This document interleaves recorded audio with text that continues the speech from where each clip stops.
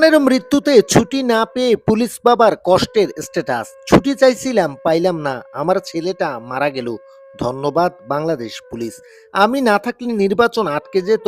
কি জবাব দেব বউকে?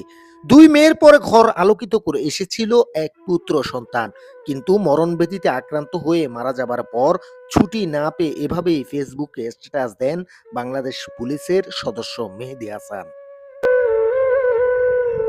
শনিবার 7 ফেব্রুয়ারি নিজের ফেসবুক অ্যাকাউন্টে এই স্ট্যাটাস দেন তিনি। এর প্রায় 1 ঘন্টা পর দেওয়া আরেকটি পোস্টে তিনি জানান তার স্ত্রী তখনও সন্তানের মৃত্যুর খবরটি জানেন না।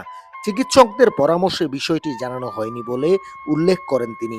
একই সঙ্গে রাতের ডিউটি ও সন্তানের মরদেহ তার কাছে পৌঁছানোর বিষয়েও সহায়তা চান। পরে আরেকটি পোস্টে সন্তান হারানোর শোক প্রকাশ করেন মেহেদী হাসান। সেখানে তিনি লেখেন তার সন্তান আর পৃথিবীতে নেই এবং সেই শোক তিনি বহন করতে পারছেন না। উল্লেখ্য, মেহেদী হাসান 2014 সালে বাংলাদেশ পুলিশে যোগ দেন। বর্তমানে তিনি পুলিশ স্টাফ কলেজ বাংলাদেশে কর্মরত রয়েছেন। তার বাড়ি ময়মনসিংহ জেলায়। News desk আরএচকে।